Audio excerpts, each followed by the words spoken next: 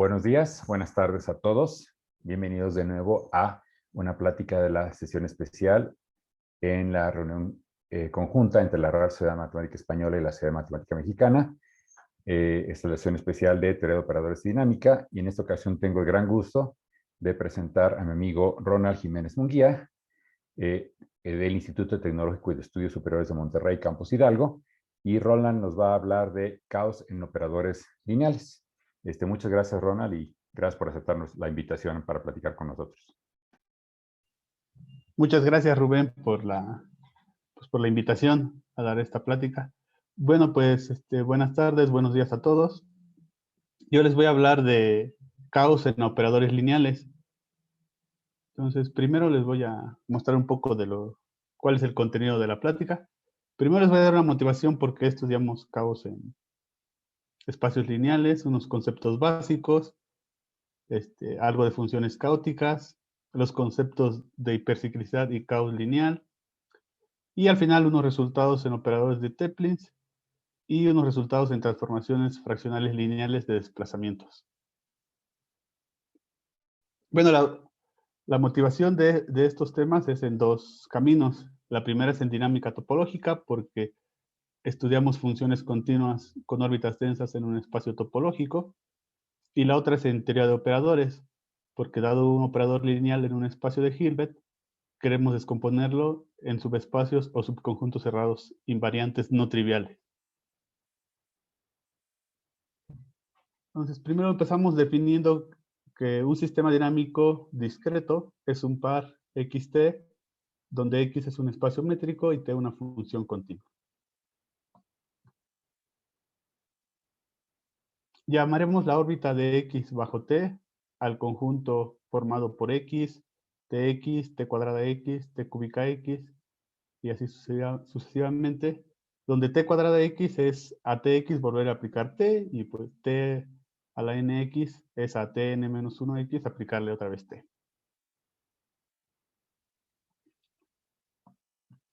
Vamos a decir que un sistema dinámico t de x en x es llamado topológicamente transitivo si para todos abiertos u y v no vacíos de x existe alguna n mayor o igual que 0, tal que tn de u interacción con v es diferente de 0.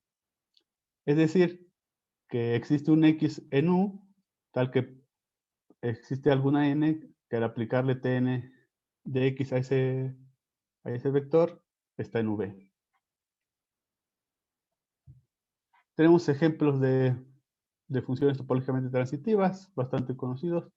Una es la función duplicadora sobre el círculo, la cual está dada como t de S1 a S1, como de a z le asignamos z cuadrada.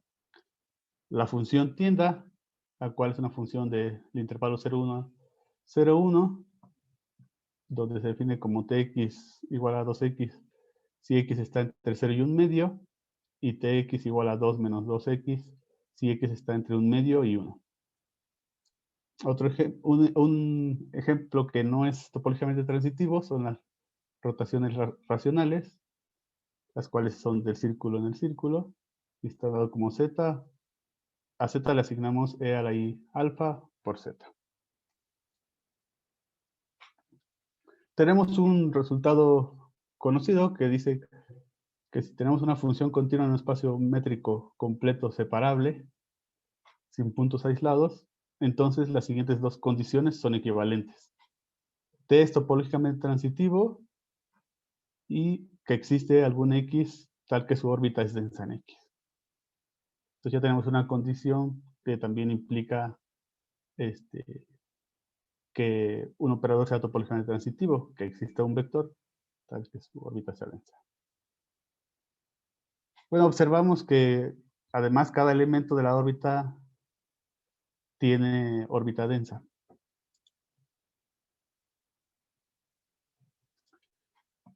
Pues, vamos a empezar a hablar de funciones caóticas. Funciones caóticas, la condición más importante que uno piensa es la dependencia sensible a condiciones iniciales. Entonces, en un espacio métrico sin puntos aislados, decimos que un sistema dinámico t de x a x tiene dependencia sensible a condiciones iniciales si existe algún delta tal que para cada x en el espacio y epsilon mayor que 0, existe algún y, tal que con la distancia de x a y menor que epsilon, tal que para algún n mayor que 0, la distancia de tnx a tn de y es mayor que delta. Al valor delta le llamamos constante de sensibilidad para t. Es decir, que para cualquier x en el espacio y para cualquier distancia podemos encontrar un y tal que está suficientemente cercano entre x y existe un n tal que al aplicarle tn de x a cada uno de ellos, los separamos siempre a una distancia fija, la cual es delta. Tenemos ejemplos de funciones con dependencia sensible a condiciones iniciales. Uno es la función tienda, tiene constante de sensibilidad 1/4, ya que si tomamos un x en el intervalo 0, 1, tenemos que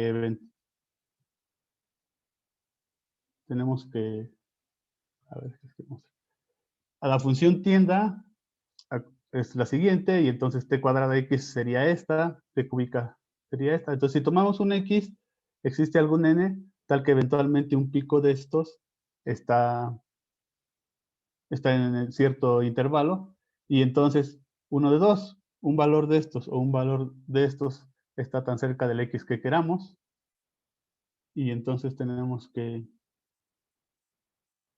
la distancia de t en x a alguno de esos dos es mayor o igual que un medio siempre. Un ejemplo que no tiene sensibilidad a condiciones iniciales son las rotaciones del círculo, ya que para cualquier n, tn de z, si tomamos dos elementos, tn de z1 menos tn de z2 es igual a z1 menos z2. O sea, la distancia siempre es la misma si los rotamos las mismas veces.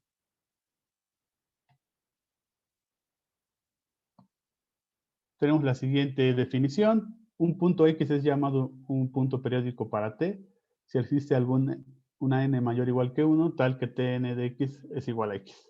A la n más pequeña le llamamos el periodo de x, y al conjunto de puntos periódicos le llamamos per de t. Para cualquier rotación racional t, tal que existe una n, tal que t a la n es igual a 1. Es decir, si tenemos una rotación en el círculo, pues si tomamos un punto, eventualmente regresa a donde estaba, ¿vale? Porque la rotación es racional. En cambio, si la rotación fuera irracional, pues el punto que tomamos pues nunca regresa a donde estaba, ¿vale? Entonces, pues las rotaciones racionales tienen puntos periódicos y las irracionales no. Tengo la siguiente definición de caos de Divani. Dice que para un X espacio métrico sin puntos aislados, decimos que T es caótico si 1. Tiene dependencia sensible a condiciones iniciales. T es topológicamente transitivo, lo cual es equivalente a tener un vector con órbita densa. Y T tiene un conjunto denso de puntos periódicos. Tenemos ejemplos clásicos de funciones caóticas. Una es la función duplicadora sobre el círculo, la cual es t de S1 a S1, y a Z le asignamos S cuadrado. En este ejemplo, los puntos periódicos son exactamente las 2n-1 raíces de la unidad. Y entonces, pues la función duplicadora tiene un conjunto denso de puntos periódicos. Y también sabemos que entonces las rotaciones no son caóticas.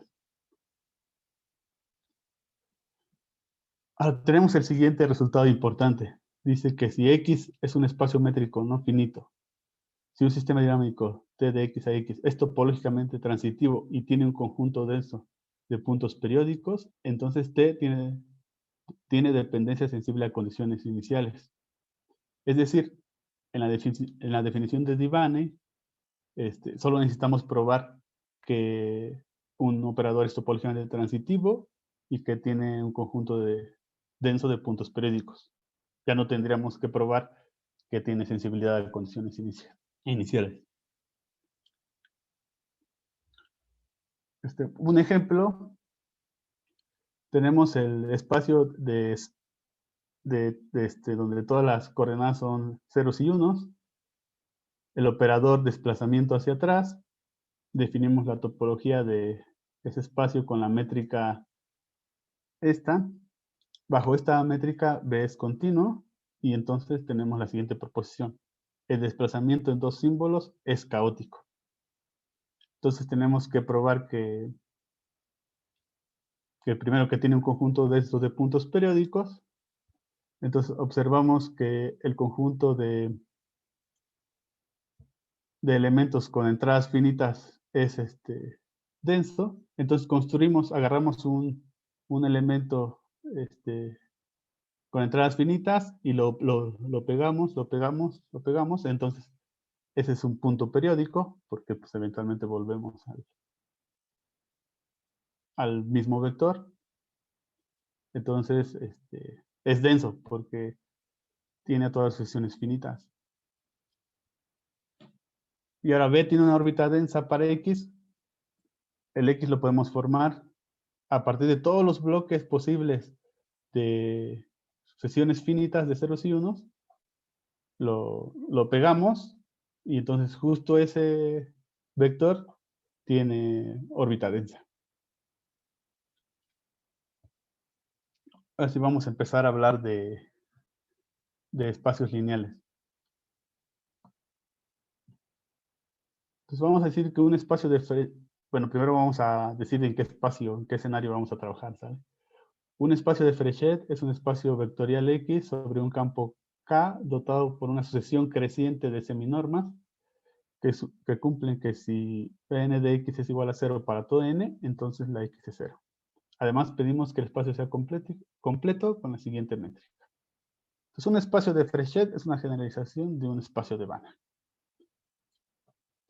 Tenemos un ejemplo de espacio de Fréchet, es el conjunto de todas las funciones holomorfas con la sucesión creciente del supremo. Bueno, aquí siempre vamos a pensar que nuestro campo K es los complejos. Entonces vamos a decir que un operador es una función lineal continua entre espacios de Fréchet. Entonces un sistema dinámico lineal es un par xt que consiste en un espacio de Fréchet separable y un operador t de x en x. Ahora, un problema famoso en análisis es el problema de decidir si cualquier operador t en un espacio de Hilbert tiene un subespacio cerrado invariante no trivial. Ese es un problema abierto. Y entonces, de ahí nace la siguiente definición. Un sistema dinámico lineal es llamado cíclico si existe un X tal que el subespacio generado por la órbita es denso. Además, a X le llamamos vector cíclico para T. Entonces tenemos la siguiente observación. Un operador no tiene subespacios cerrados invariantes si, solo si, cada vector es cíclico. Entonces una forma de responder este problema famoso sería encontrar un operador para el cual todos sus vectores fueran cíclicos. Entonces, siguiendo con lo mismo, tenemos que el problema de decidir si cualquier operador T en un espacio de Hilbert tiene un subconjunto invariante no trivial. Ese también es un problema abierto. Y entonces tenemos la siguiente definición.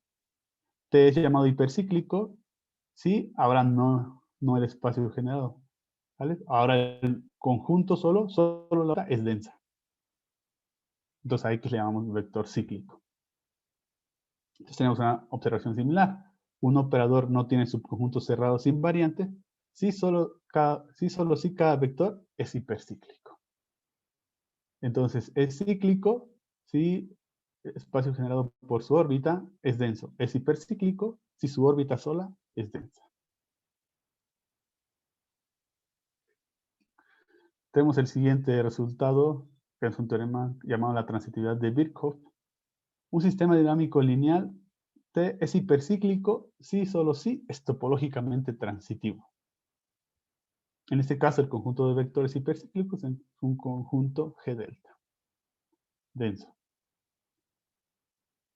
Tenemos otro resultado conocido que dice que Para un espacio de Hilbert separable, si tenemos un operador de H en H, si la adjunta de T tiene un valor propio lambda, entonces T no es hipercíclico.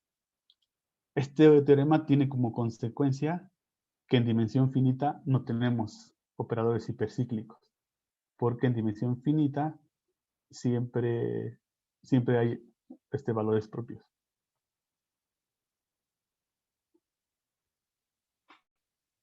Tenemos unos ejemplos de operadores hipercíclicos.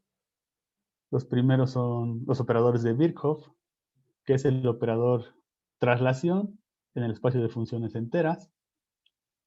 Los operadores de McLean, que consideramos el operador derivada sobre funciones enteras. Y los últimos son, bueno, ejemplos, operadores de Rolewitz, que son en el espacio LP. Tenemos el desplazamiento hacia atrás y, por ejemplo, el operador lambda B con lambda de módulo mayor que 1 es hipercíclico. En todos estos ejemplos se muestra que son hipercíclicos porque son topológicamente transitivos. De hecho, en este ejemplo sí se puede encontrar un vector con órbita densa.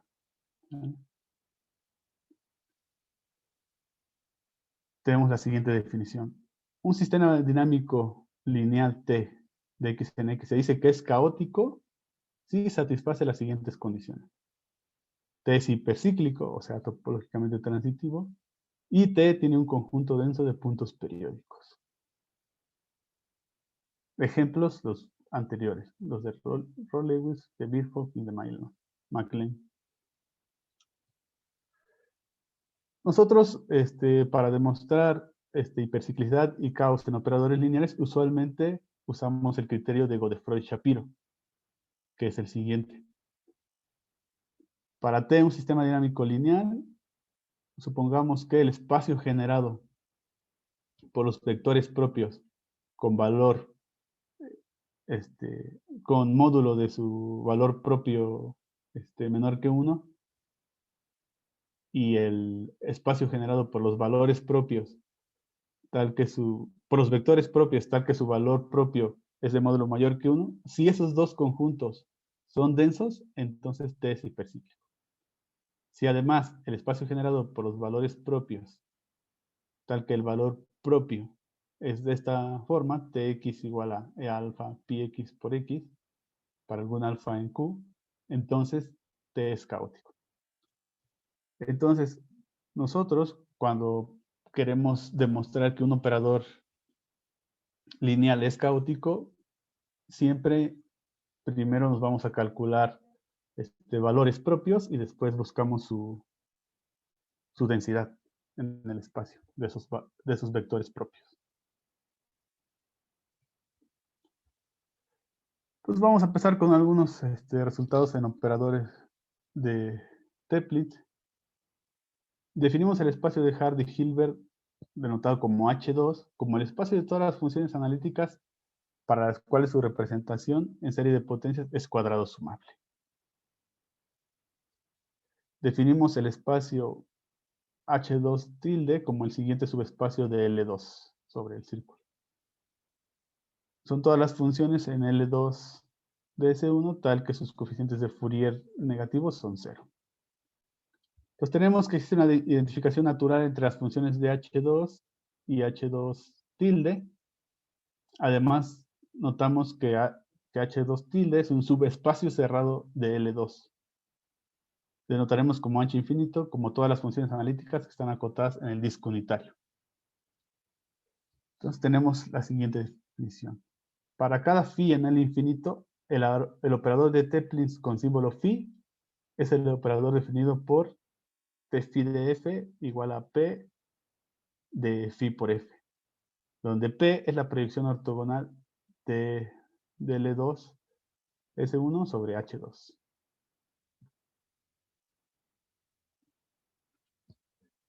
Y tenemos que la matriz de un operador de Toeplitz con símbolo phi con respecto a esta base de H2 son matrices constantes en las diagonales. Donde las diagonales, phi k es el késimo coeficiente de Fourier de phi. Entonces ahí es donde empezamos a trabajar entonces con matrices que tienen constantes sus diagonales. Entonces decimos que un operador de Toeplitz es analítico si phi está en h infinito y es coanalítico si el adjunto de t phi es analítico. Esto es más fácil verlo con su matriz. Un operador de Toeplitz es analítico si su matriz tiene ceros arriba de la diagonal principal. Y es coanalítico si su matriz tiene ceros abajo de la diagonal principal. Tenemos el siguiente resultado. Sea phi una función en h infinito, una función no constante, y sea t phi el adjunto del operador de Toeplitz sobre h2. Entonces los siguientes enunciados son equivalentes. El adjunto de t phi es hipercíclico, el adjunto de t phi es caótico, y la imagen del disco intersecta al círculo de radio 1. ¿Sale? Entonces ya tenemos condiciones para decir cuándo un operador coanalítico es hipercíclico. Solo necesitamos esta condición. Otra observación es que los operadores analíticos de Toeplitz nunca son hipercíclicos. Esto es consecuencia de que el adjunto siempre tiene valores propios. Entonces hasta ahora, estudiando operadores de Toeplitz, tenemos que los operadores que tienen ceros arriba de la diagonal principal nunca pueden ser hipercíclicos, por lo tanto no pueden ser caóticos. Y los operadores que tienen ceros abajo de la diagonal principal sí pueden ser caóticos o hipercíclicos con esta condición. Entonces estudiamos los operadores tridiagonales. Un operador de Toeplitz tridiagonal pues es el que tiene como función AZ más B más CZ. Su matriz asociada pues es constante las diagonales, con 3 diagonales. Tenemos el siguiente resultado de Skarin y Baranov-Lishansky. Dice que para un operador tridiagonal es hipercíclico, sí, solo sí, su constante coanalítica le gana a la analítica, y además se cumple que el disco intersecta al complemento de la imagen de la función, y el complemento de la imagen de la función intersecta al complemento del disco. Aquí es importante decir que G de S1 es una elipse y G del disco es el exterior de esa elipse. ¿Vale? Entonces, este teorema nos da sí, solo sí para hiperciclicidad, pero tenemos una condición un poco complicada porque pues depende de la imagen. Entonces, el siguiente teorema es para operadores tridiagonales. Tenemos una condición que dice que un operador tridiagonal es hipercíclico si cumple esta condición. No es un sí solo sí, pero está bastante bonito porque nosotros podemos dar un ejemplo fácil de A, B y C que cumplan esto, y entonces justo ese operador tridiagonal es hipercíclico. Entonces, la forma de probar esto, les voy a mostrar una idea de cómo se prueban estos teoremas. Entonces, primero vamos a recordar que es un núcleo reproductor. Un núcleo reproductor KdB en Z es de la siguiente forma.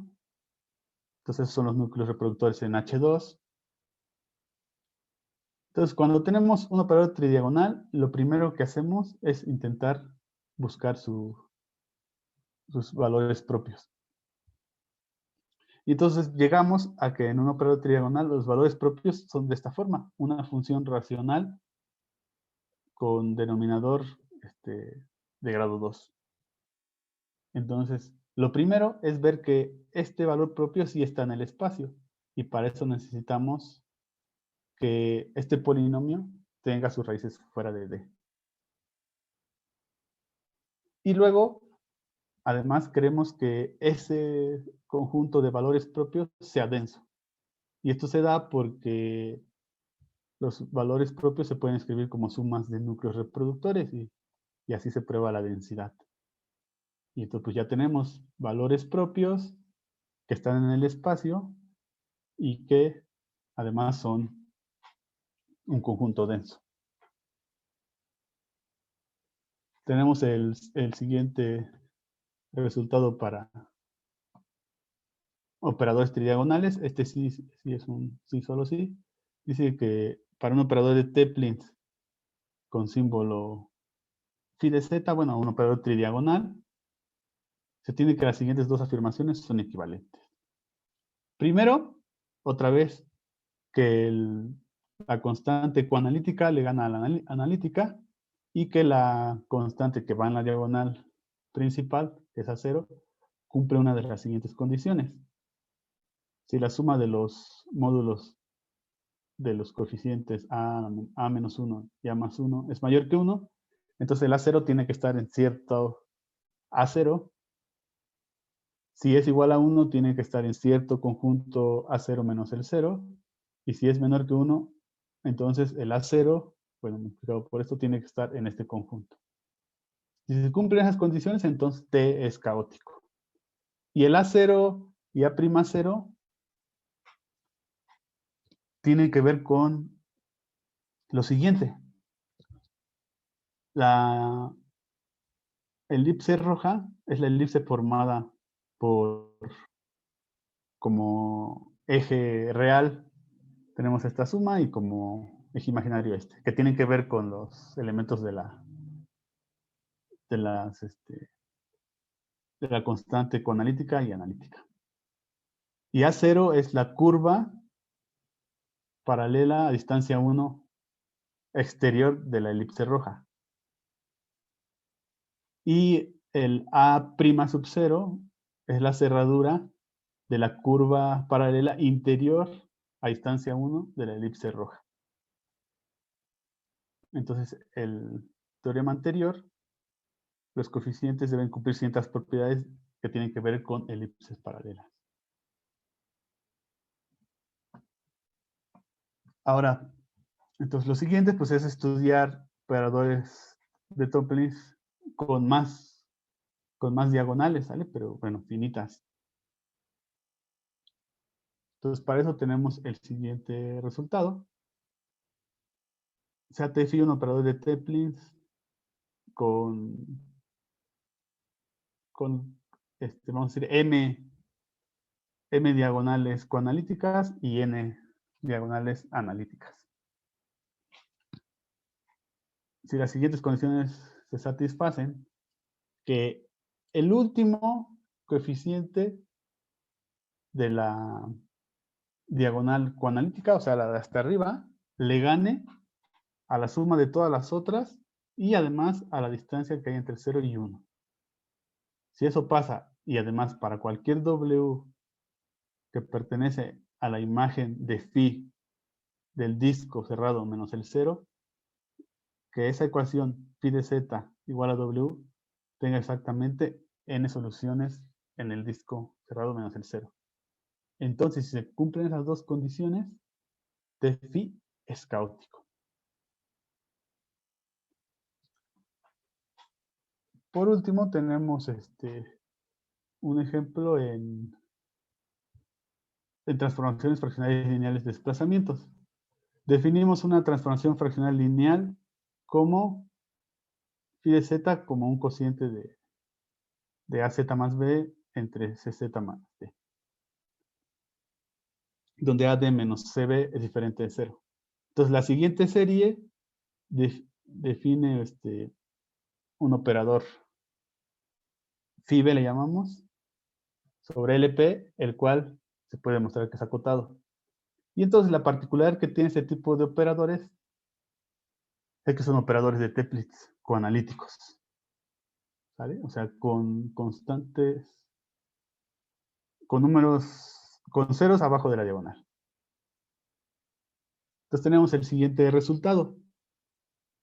Se hace una transformación fraccional lineal y el módulo de D mayor que C. Entonces el operador phi de B es caótico sobre LP.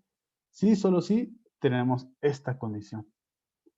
Que está padre porque pues depende de la B, C y D que elegimos al principio. Entonces la forma de demostrarlo es que pues este operador es coanalítico. Entonces basta probar que la imagen de phi de D intersecta al disco unitario. Y entonces nos demostramos que phi de D es un círculo con centro P y radio R, donde P es este número y R es eso. Y entonces justo ese círculo intersecta al círculo de radio 1 cuando se cumple esa condición. Entonces, bueno, sería todo. Y aquí tenemos algunas bibliografía de esto de caos lineal. Bueno, sería todo, Rubén. Bueno, muchas gracias Ronald, muchas gracias por la interesante plática, muchas gracias a todos los que nos ven y escuchan en esta sesión especial de teoría de operadoras y dinámica. Los invitamos a ver las pláticas de toda la sesión que estarán disponibles durante los días previos a la plática en vivo. Tenemos también una plática en vivo en la sesión especial, y después de la plática en vivo habrá una sesión para que le puedan hacer preguntas a Ronald y a los demás invitados. Muchas gracias de nuevo, Ronald. Hasta luego. Muchas gracias a ustedes. Muchas gracias por la atención. Adiós. Hasta luego.